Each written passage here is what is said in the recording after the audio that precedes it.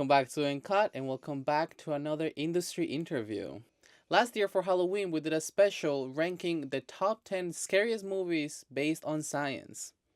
One of the movies on that list was a movie called Hell House LLC, which we thought was one of the scariest For movies sure. on that list for sure. Hell House LLC was definitely nerve wracking, so we looked a little bit more into it and we had the great opportunity to interview Stephen Cognetti, the director for the movie. In this interview, we were able to learn how Hell House LLC as an idea and then as the film itself came about. It was really great hearing all the details and especially hearing his own opinions on what makes a film scary.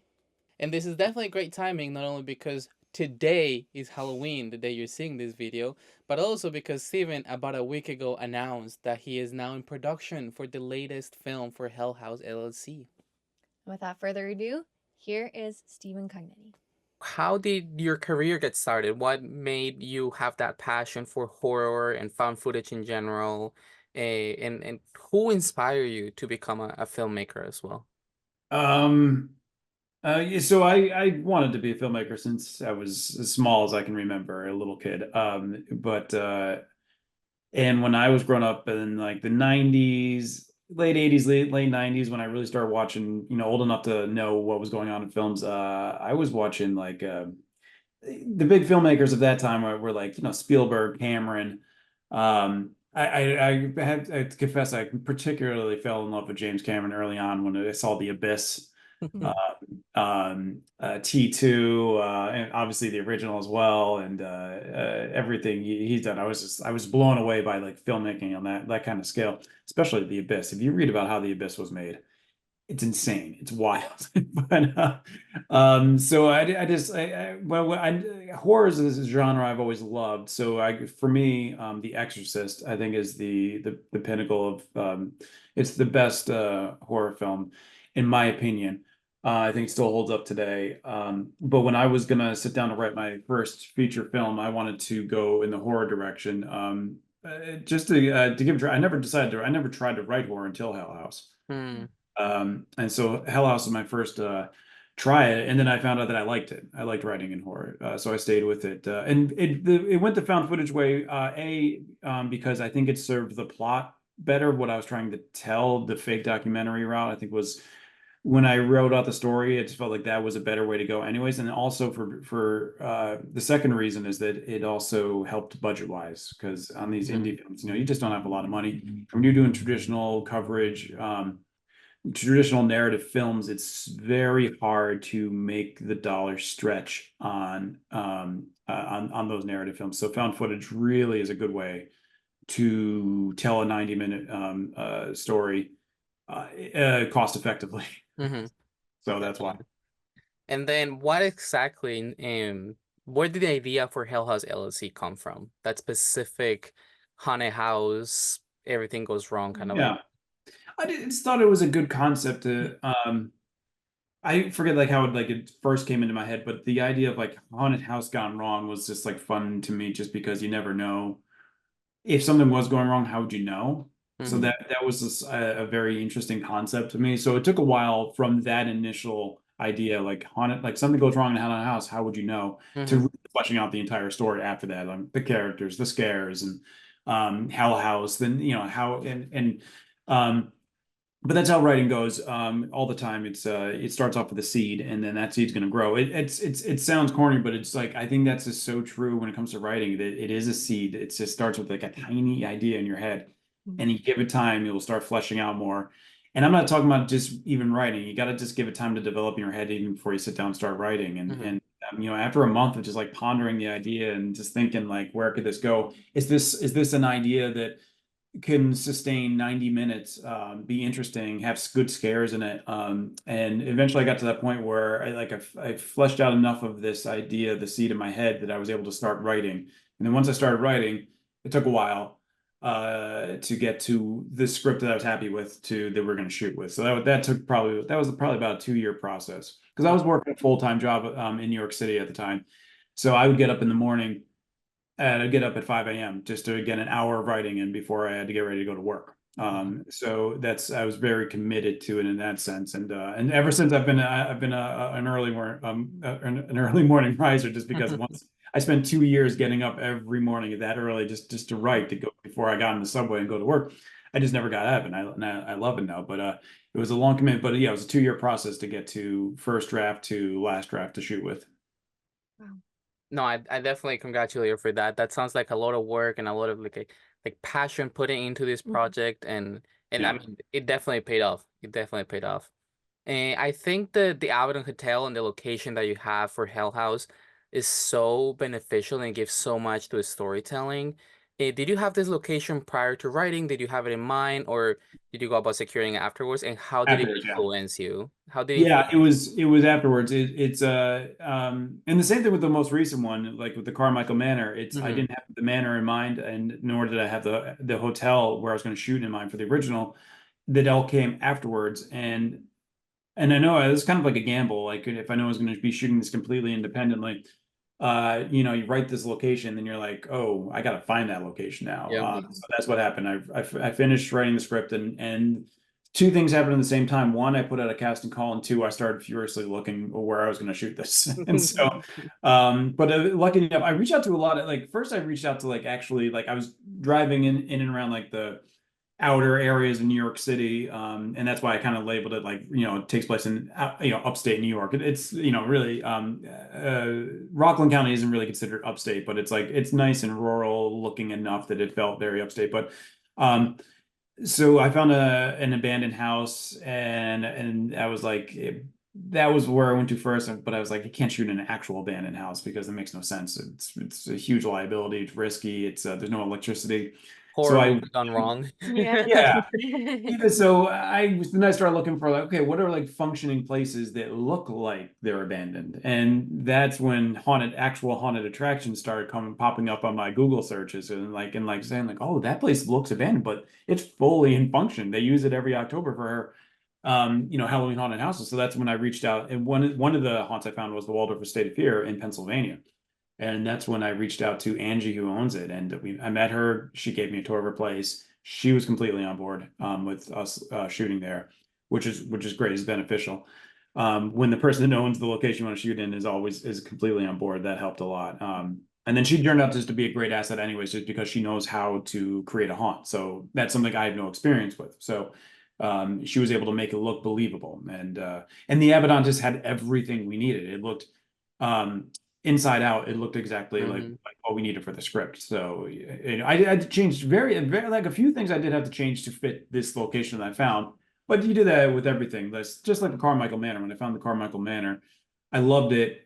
Said this place is a great place to shoot. I feel like this was built because someone 100 years ago knew that I was going to be making a horror film here, and it's like it's everything's come. It's for a purpose. For sure. But I I did have to twist a few things in the script, change a few things in the story to fit this location. Because in my head, it's just like this fictitious location you have in your head, but once you see the actual location you're shooting in, you have to change some things, and that happened at the Abaddon and happened at the Carmichael as well.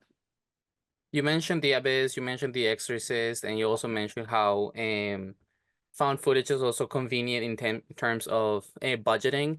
But is there any specific film that inspired you to make this film or inspire you to be the found footage route as well? Yeah, the I would say the film that has the most influence on what I wanted to do in Hell House is a found footage kind of a found documentary movie called Lake Mungo. Have you Hmm. ever heard of it? No, I It's haven't. Australian. It's an Australian film. I think it came out in like I want to say like 2005, 6, 7, right around there.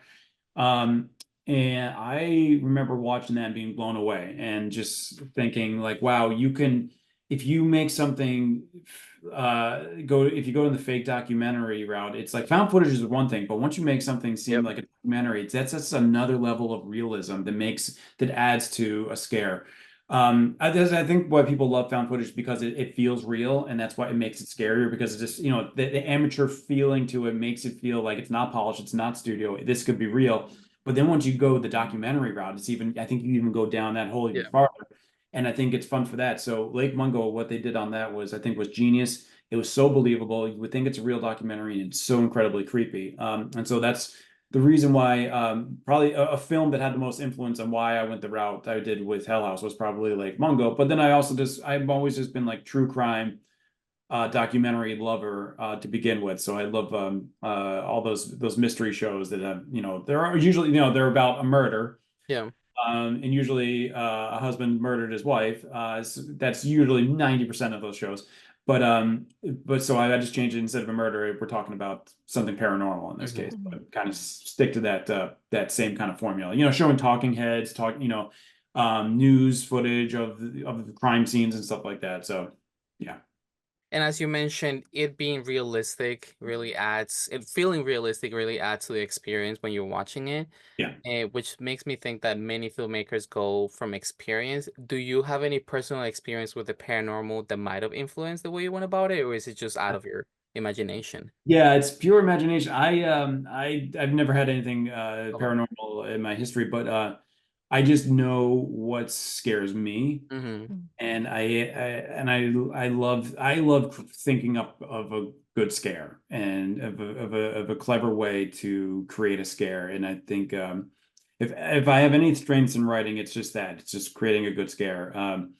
And so I would think I don't know. I just know how to write what scares me and runs a chill down my spine. And then when I write it and then we eventually film it, I just like hope that translates to the audience as well. I hope, and that's the biggest gamble when I did Hell House. I'm like, I love all this subtle stuff. I just don't know if anybody else is going to find this scary because I'm like, I do. I don't know if anyone else will. It was a relief when it came out, people started reaching out to me saying how much they liked it. I was Mm-hmm. like, phew, all right, other people like this kind of scare too. All right.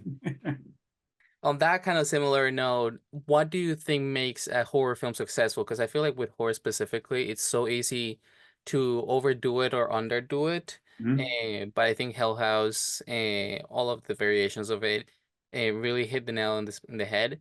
And what, in your personal experience, do you think makes a horror film successful and is actually scary? Is it the music, the pacing?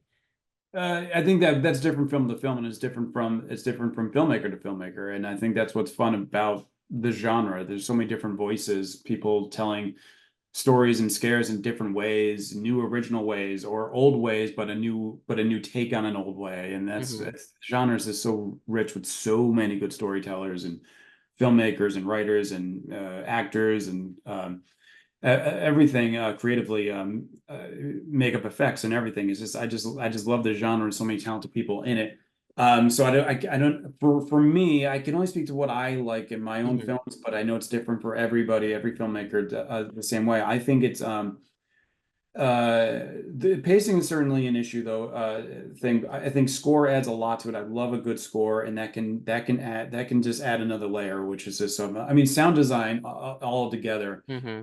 is probably my favorite part of post. I love creating sounds in a scene, and sometimes I get to do it myself, but sometimes I work with a professional sound designer, and which is more fun because they're better at it than I am. It all depends on where we are in budget if I get to work with one of them or not. But when you get to work with a really good professional sound designer and you have a scene, your scene would be here, and then once it's sound designed, it just goes up in here. It's just like adding that layer of atmosphere of, like a howling wind, rustling leaves, like the spooky For cemetery. sure. Adding that atmosphere, sound design is such a fun added element to horror that I think is great. But for me, it's got to be the scares have got to be. I just don't want to rely on jump scares. It's got to think for me. I know people love that, and that's fine. It's just a personal taste thing. But I like things that are very subtle and things that can be set up early on, pay off. So if you see something early on in the first act that just seems out of place but not scary, it might impact you later when we learn more about it in the second, third act. So it's setting up little things that will give you a chill later on as you pay it off. So, so I guess there's no one thing I would say that Mm-hmm. I think makes something scary, but it's just it's fun to play with all of the elements, whether that be sound design, how we shoot, the performances on screen, color, everything, and then fine tuning that, using the post process to fine tune that, to find the perfect balance of what is going to make this scare the most impactful. Sometimes it's not score. Sometimes it's not sound design. Sometimes you can overdo those things, and you got to find that balance. That's what post is, to really find what's the best way, that how is this scare going to be brought out the best? Is it less is more? Or maybe if I add impactful score, maybe that brings it out the most. But how do we get it to a 10? I think it's going to be different film to film, scare to scare. Yeah. I kind of want to say something on that because there was this one scare that really bothered me even now. Like it really like freaked me out. It was the sequence in which I forget the character's name, but he was alone in his room and there was someone in the room with him. And there was, I think it was the quiet that I think freaked me out the most, is because you see this figure Coming through the and door. neither of them really know like, should I say something? Should I do Yeah. something? And then especially when, just before he's, taken in one way or another, how he just sort of looks back, like, is she still there? Like, oh, that I think was so impactful for I me. think that's a less is more situation right there, because I think once you start adding more elements to that scene, I think that's when it starts getting less effective. Yeah. And so I think just going with what you have in camera is always best in that, because I think in that scene in particular, what you're talking about in Hell House 1, where Paul wakes up in the middle of the night and there's a little girl just sitting in the room with him.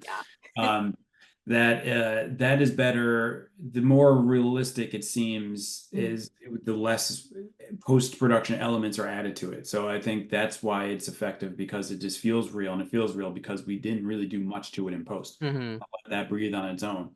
Let the demon girl with her makeup effects and the lighting we had there play out as is, and didn't do anything to it. I think that makes, and that's something that you have to make those judgments in the post process. So you might look at another scare and say, this might be added, this might be better if we add something to it, if we add a sound effect of some kind, some little violin underscore of score. And so, but for that one, the judgment is that that's best the way it is, and I think it's more effective that way.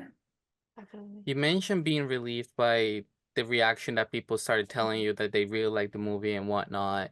Yeah. And I think Hill House at this point has reached a cult following of people that will watch all of the Hill House movies and any work that you might do.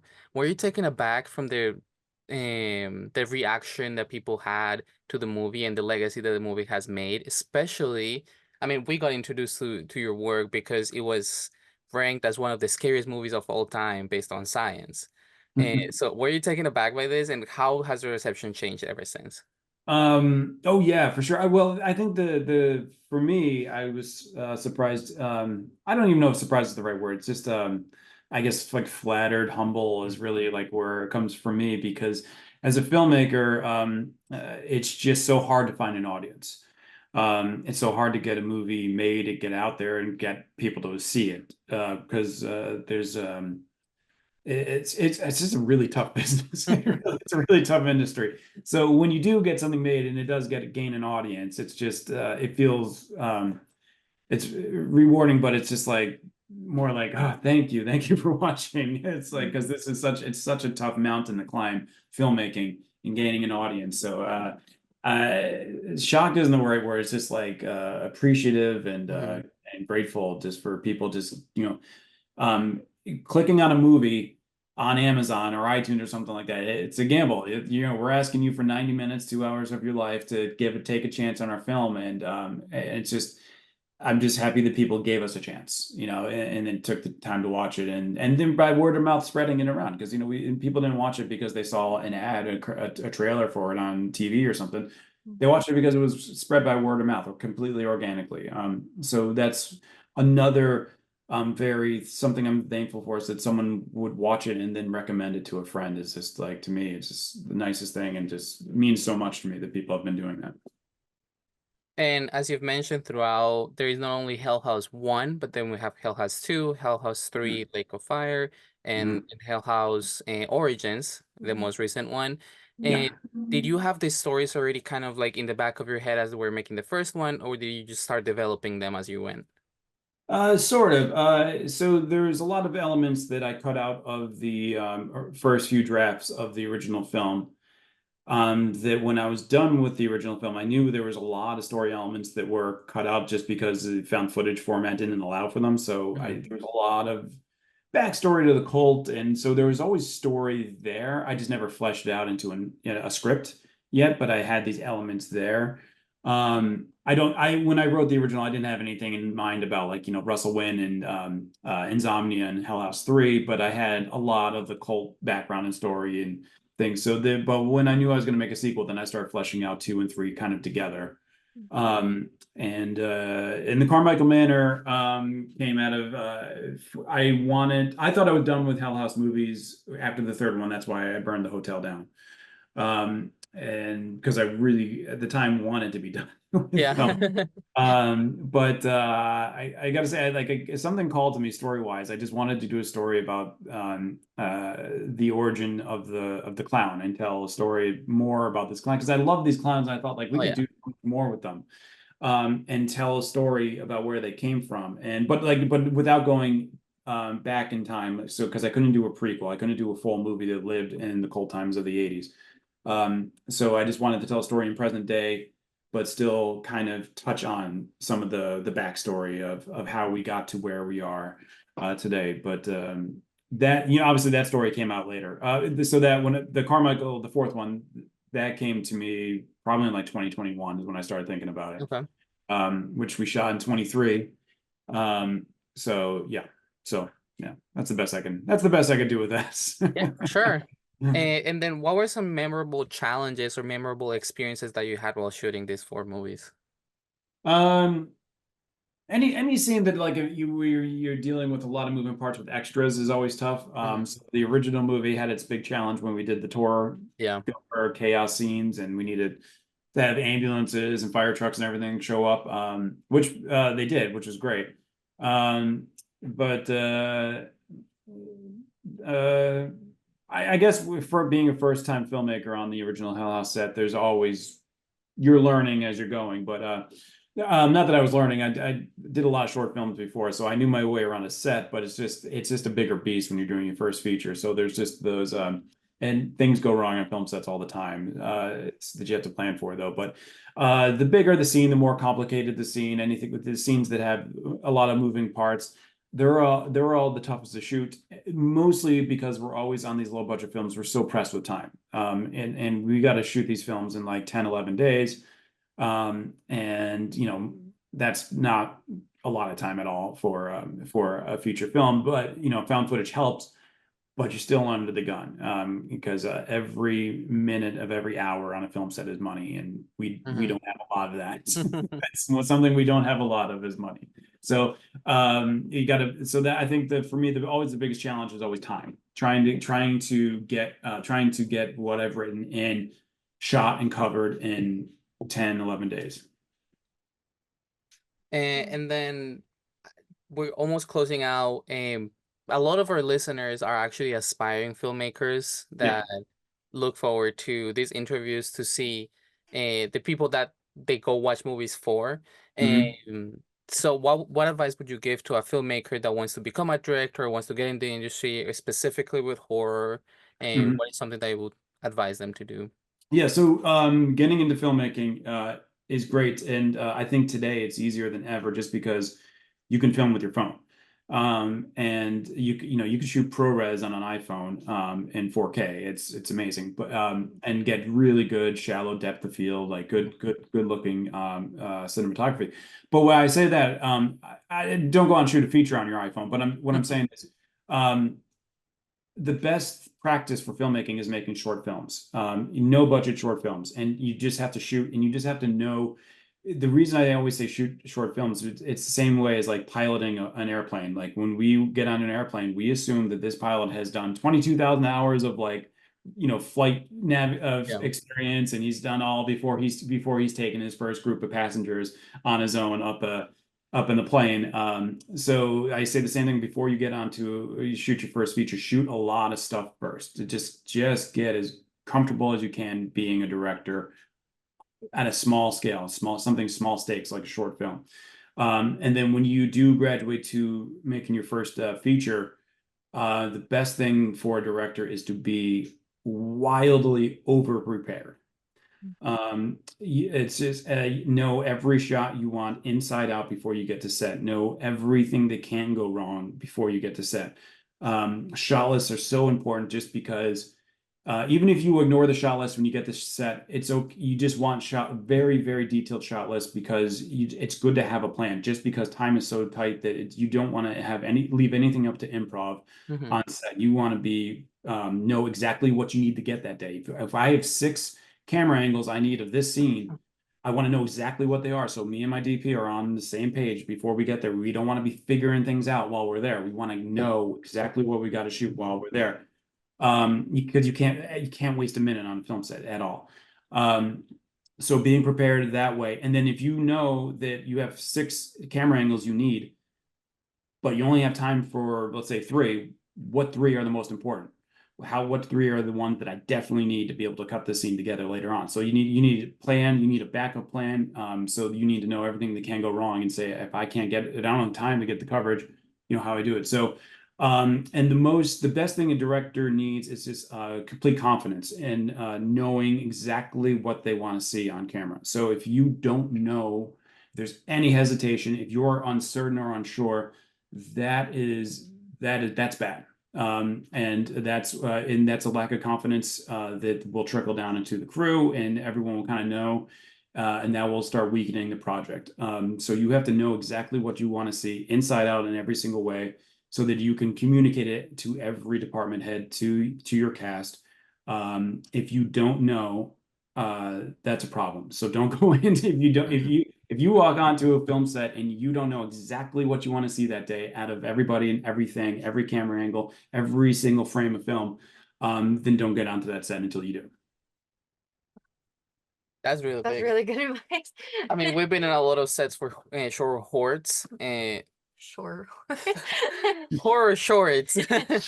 And I mean, yeah, stuff goes wrong all the time. And yeah, we were always told that you can never be prepared enough. Mhm. Yeah, yeah. It's always something that you can do. That's the thing. You always get thrown curveballs, and you think you're over prepared, then something you just never anticipated happens, and you're like, all my plans just went out the window, and I got to figure something else out. Yeah, happens all the time, and that's why filmmaking is just so stressful and tough.